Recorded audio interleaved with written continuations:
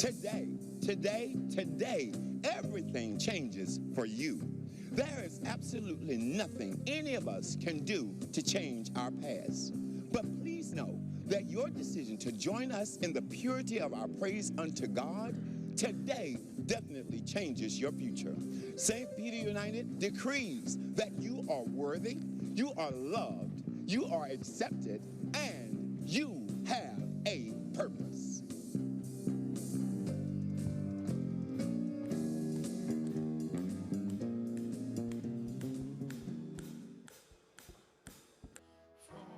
Ooh, no weapon formed against me shall prosper. It won't work. Whew. It's been a long time coming, but I'm excited to be here with all of you today. Pastor Leslie Jackson, in his absence, I'm grateful for him giving me the opportunity to come here to speak to his flock. I am honored, as they said. My name is Ian L. Haddock. I guess if I'm up here, I must be Reverend Ian L. Haddock. As I was preparing to speak to you today, I was thinking about what should I talk about, what is giving me hope and empowerment in the moment. And I believe that hope and empowerment always starts from an authentic place, often a trigger in our lives. And so what was sitting with me was a young man by the name of O'Shea Sibley. O'Shea Sibley was heavy on my heart. O'Shea was senselessly killed, allegedly, by just a kid, 17 years old, while dancing at a gas station in New York City to the Renaissance album by Beyonce. Killed for being too proud, out, happy, and unbothered by the stigma, fear, and religious oppression for being queer. Many of us can find ourselves as O'Shea, even myself. Whether we replace queer with womanhood, blackness, Latinx, differently abled, seasoned, overweight, or any other marginalized identity, you will find that you too, being too confident in your identities and intersections, can be identified as an O'Shea in these United States of America. No matter how impressive your looks, dance moves, love, or passion comes across, the world will seek many times to show that you will always be an oppressed identity.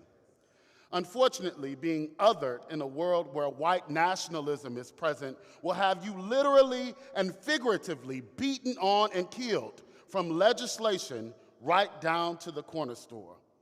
These days, we find that it is not just difficult to be your whole self and try to make the best decisions for your future.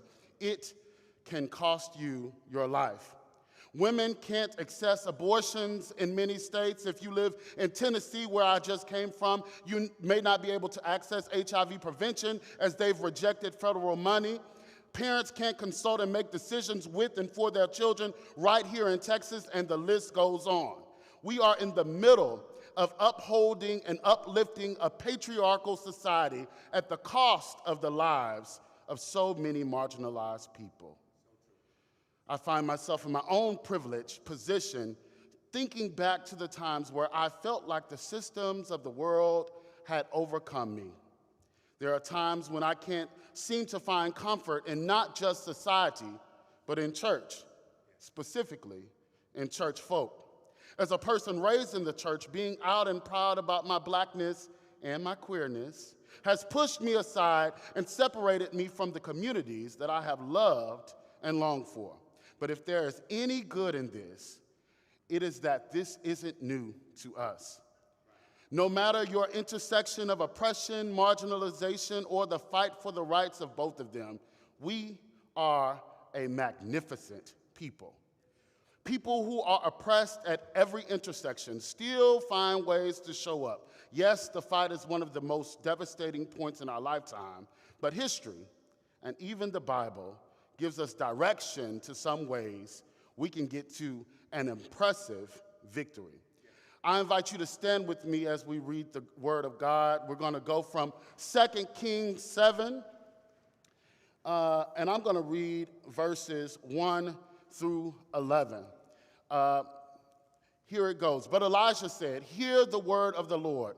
Thus says the Lord, tomorrow about this time, a measure of choice meal shall be sold for a shekel, and 2 measures of barley for a shekel at the gate of Samaria." Then the captain on whose hand the king leaned said to the man of God, "Even if the Lord were to make windows in the sky, could such a thing happen?" But he said, "You shall see it with your own eyes, but you shall not eat from it." Now, there were 4 leprous men outside the city gate who said to one another, "Why should we sit here until we die? Why should we sit here until we die? If we say, 'Let us enter the city,' the famine is in the city, and we shall die there. But if we sit here, we shall also die. Therefore, let us desert to the Aramean camp. If they spare our lives, we shall live, and if they kill us, we shall but die." So they arose at twilight to go to the Aramean camp, but when they came to the edge of the Aramean camp, there was no one there at all. For the Lord had caused the Aramean army to hear the sounds of chariots and of horses, the sound of a great army, so that they said to one another, "The king of Israel has hired the king of the Hittites and the kings of Egypt to fight against us." So they fled away in the twilight and abandoned their tents, their horses and their donkeys, leaving the camp just as it was, and fled for their lives. When these leprous men had come to the edge of the camp, they went into a tent, ate and drank, carried off silver, gold, and clothing, and went and hid them. Then they came back, entered another tent, carried off things from it, and went and hid them. Then they said to one another, "What we are doing is wrong. This is a day of good news. If we are silent and wait until the morning light, we will be found guilty. Therefore, let us go and tell the king's household." So they came and called to the gatekeepers of the city and told them, "We went to the Aramean camp, but there was no one to be seen or heard there, nothing but the horses tied, the donkeys tied, and the tents as they were." Then the gatekeepers called out and proclaimed it to the king's household. Just for a moment, I love this story. Just for a moment, I want to talk about what it takes to be the impressive oppressed. You can sit down. In chapter 6, we get a bit of context why chapter 7 opens up with a prophecy from the prophet Elisha on the cost of food prices being lowered in one day as Samaria was in famine because the Aramean army had come and taken all their stuff. This caused hunger among the entire city of Samaria, but this particular passage, I want to focus on the 4 men who had leprosy. Leprosy, for more context, refers to various skin diseases determined by priests who would pronounce that you were unclean. Having leprosy meant that you were being cursed by God, according to this belief, and that you must be separated from your community. They were also required to announce themselves as unclean if they were approached by people in public. See, leprosy was both a condition and an identity. It was a diagnosis based upon symptoms being present, and it was a way society said who or what a person was. Leprosy was not just the name of a disease, but it was treated as a way for society to breed stigma and intersections of oppression. Before I get to my first point, I want to stop by and say to some of you that have become so accustomed to leading with your diagnosis, condition, and thorn for so long that you can't see yourself as anything else. Society has whispered in your ear who you were, and you haven't let that go as your full identity.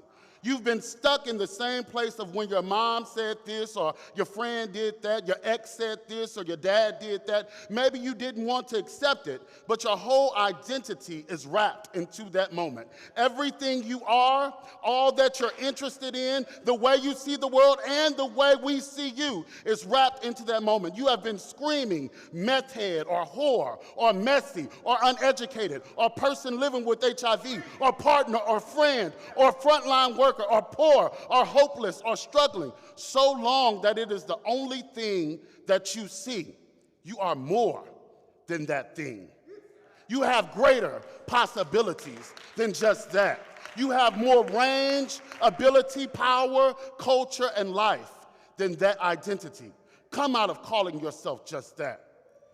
But back to the topic at hand.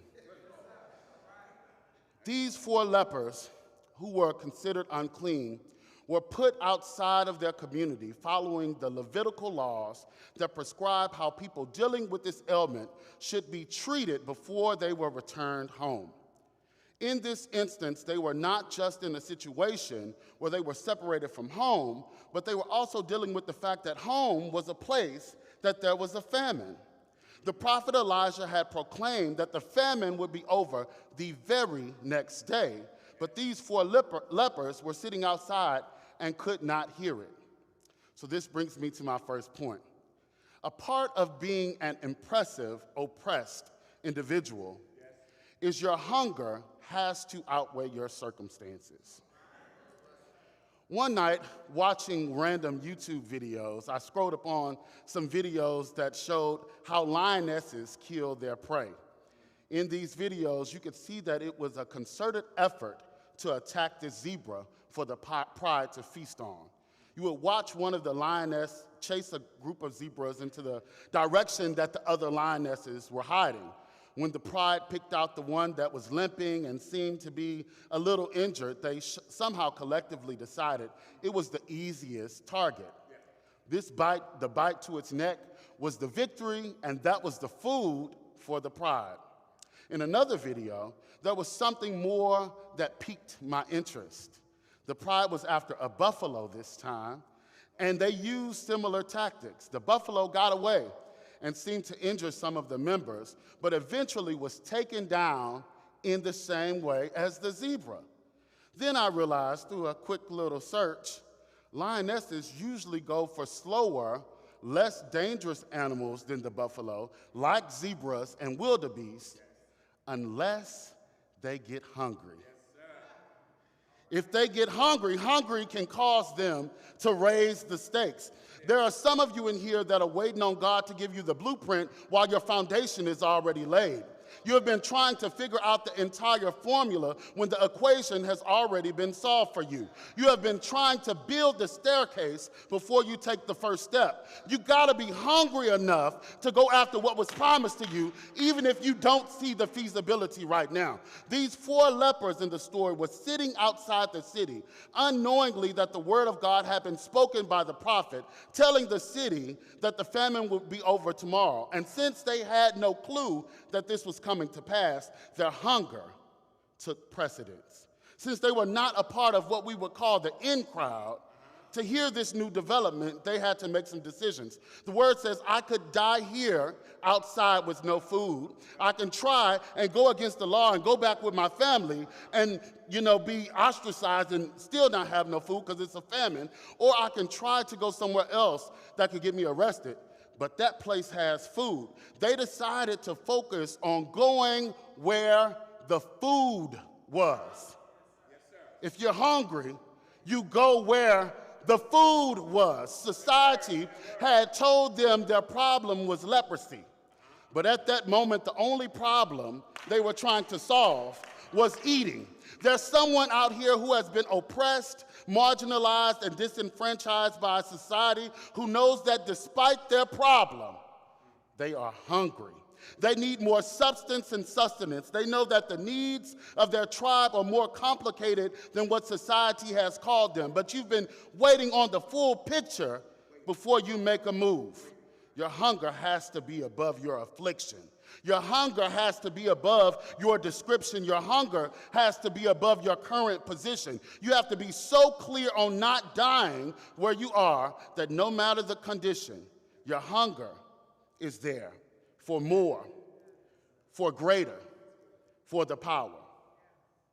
Now that we understand that your hunger has to outweigh your circumstances as an impressive, oppressed individual, my second point is, guess what? We are who we've been waiting for. We don't have to wait for the structure to figure it out when we have each other. A whole city's good had been taken from a nearby army, and it was 4 lepers. Lepers that were called unclean, lepers that were kicked out of their house, lepers that were not connected to family, lepers who were both a disease and identity. 4 lepers who were hungry ended up being the hero in this story. People who were castigated, separated, ostracized, and looked at as their value was depreciated out of necessity were the only brave ones to go in to find an opportunity. These people who had been set aside found the hero in their own story. I can remember the day the normal anomaly was birthed. 2 days prior, I was walking down Blodgett in 3rd Ward on the phone with my Aunt Ned. My Aunt Ned is who I call about everything. I'm not a phone person, but if you see me on the phone for any inordinate amount of time, it's probably with my Aunt Ned. This time I was bawling. I had just left an event for Black Lives Matter led by a colleague of mine at the time who was trying, even in 2016, to get them to talk about queerness in Black Lives Matter. I sat throughout the whole event feeling dumb. I couldn't fathom someone who worked next to me coordinating such a monumental event. I didn't understand the jargon they were using around social justice, and everyone in there seemed to be so much smarter than me. I was telling my aunt between tears, I felt like all I'd ever be was where I was, and I couldn't see where I fit in this work in the future. The next day, I would talk to my colleague and tell him how I felt. I walked into their office, remembering that I couldn't be as broken down as I was the night before. And I went in, and instead of telling them what I told my aunt, I changed my language a little bit. I said, there was no ghetto people like me in the audience last night. And we the ones that y'all need to be talking to. They responded really simply. They were there. You just didn't speak up. The floor was yours. Though I am sure it was playfully shady, that set with me deeply because they were right. I was there, and I didn't speak up. As I started to think back on my conversation with my aunt about feeling misplaced and without a future in the work, I decided I had to start speaking up, and the blog, which was the first iteration of the Normal Anomaly, was birthed. We are exactly who we've been waiting for. We can't be too afraid to use our gifts and talents no matter what disparities we face. We got to use our voices and light in the very dark and dim world. Yes, the world will try to kick you out, put you under, and forget you. Still, stand, speak, uplift, advocate, activate, and move forward. Because I think y'all need to get a little waking up, because y'all sitting too much. Sometimes you even got to speak scriptures over ourselves as a reminder who we are. One of my favorite is, the Lord is my light and my salvation. Whom shall I fear? The Lord is the strength of my life. Whom shall I be afraid? When the wicked, even mine enemies and foes, came upon me to eat my flesh, they stumbled and fell. Though a host should encamp against me, my heart will not fear. Though war should rise against me, in this will I be confident. One thing that I desire of the Lord, that I will seek after, that I may dwell in the house of the Lord forever, to behold the beauty of the Lord and to inquire in his temple. For in the time of trouble, he shall hide me in his pavilion. In his tabernacle shall he hide me. He will set me upon a rock, and now shall mine head be lifted up above mine enemies round about me. Therefore, I will offer in his tabernacle sacrifices of joy and sacrifices of praise. Y'all ought to give God praise. Because despite the people putting you out, placing you on hold, devaluing you, writing you off, and disrespecting your identity, you ain't got to wait on their permission to be a hero in your own story. You don't have to fear what's coming because your oppression is not your resting place. Your identity may be different than the norm, but you don't have to wait to continue your narrative until they welcome you back. So to every giant in your life, I hope you find your David. To every giant in your life, I hope you find your David. To everyone who has had their own season of leprosy, where you felt too exposed or too seen or too embarrassed, find the strength to make a decision to live. We ain't got to die here. We don't have to end the story here. Each one of us can choose, no matter our disparity in identity, that we are who we've always been waiting for. As I come to a close, I want to give you one more point to this quick message. One solution can fulfill the prophecy. One solution can fulfill the prophecy. As we go back to the text, we remember that Elisha's prophecy for the city of Samaria was that the very next day, things would change. A famine that had lasted too long would be over in a day. There were no signs and no comfort for the people in the city. Things were so dismal, the king's own officer couldn't even believe it. These lepers, who had no idea what was going on, were too hungry to go inside where a famine was. These lepers, who had no idea what was going on, had to embrace that in their life at the moment, they were the only people to figure this out and be their own hero. These lepers, who had no idea what was going on, weren't in any position to save a city that they couldn't even go into. Lepers who were separated from their families. Lepers who were said to have been cursed by God. Lepers who had been pulled and embarrassed by their community of peers, family, and friends. Let's be clear. They were not making a solution to save their city by going into the thieves' land. They weren't trying to fulfill a prophecy that they didn't even have privilege to be a part of. They just knew that they couldn't die there. When they arrived into the city and saw no one there, I am sure they were hesitant and fearful. Still, their hunger was more of a priority than their fear.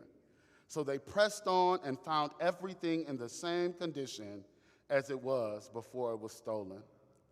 Once they fulfilled their needs, they realized no matter what circumstances the people had put them in, they needed to give everyone else their freedom.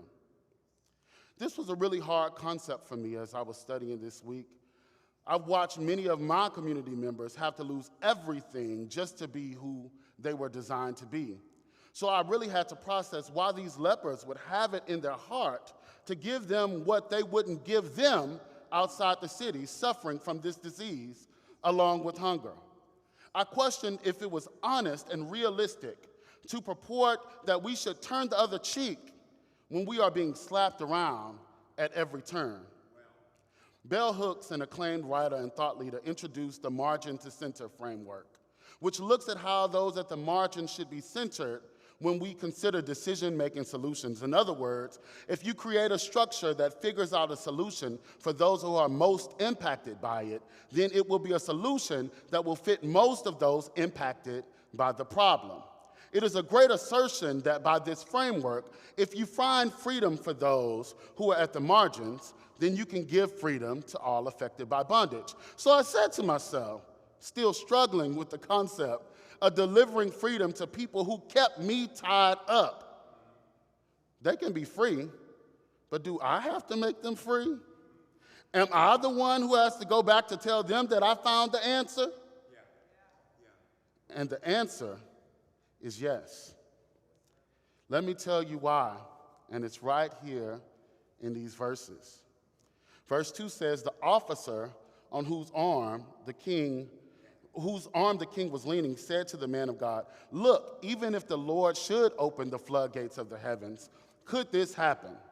And on the same day, later in verse 9, is when the lepers had decided to tell the people what they had found. In other words, the people who put you in bondage ain't going to understand their own freedom until you find yours.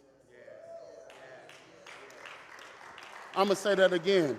The people who put you in bondage ain't going to understand their own freedom until you find yours. These 4 lepers, who were literally and figuratively at the margins, found their freedom and gave this ability to the world around them. How would you respond if you found out the reason why you couldn't get free from your things is because you want the freedom all to yourself? If you found out that the world was waiting for you to show how freeing freedom is before they could see liberation for themselves. Some of us are more tied to being in a position to not be oppressed than we are with the idea of freedom. Impressive oppressors are always keeping their mind on freedom and liberation, and they realize they have a responsibility to free someone else. Yes, they hurt you, put you out, and made you uncomfortable. You ain't got to like them, but you still got to want their freedom. You don't have to forget what they did, but you have to move on from it. You don't have to apologize for your position, but you still can want the best for them. It can be a hard concept to embrace the nuance of how interconnected our chains are. As we think about O'Shea and Tracy Single and China Doll Gibson, as we think about Ronnie Thomas and Deandra Bellamy, as we think about Jamarcus Jenkins, as we think about the many people who, because of varying reasons, succumbed to an untimely death for reasons that look like leprosy, which include being belittled, uncomfortable, broken, and exposed.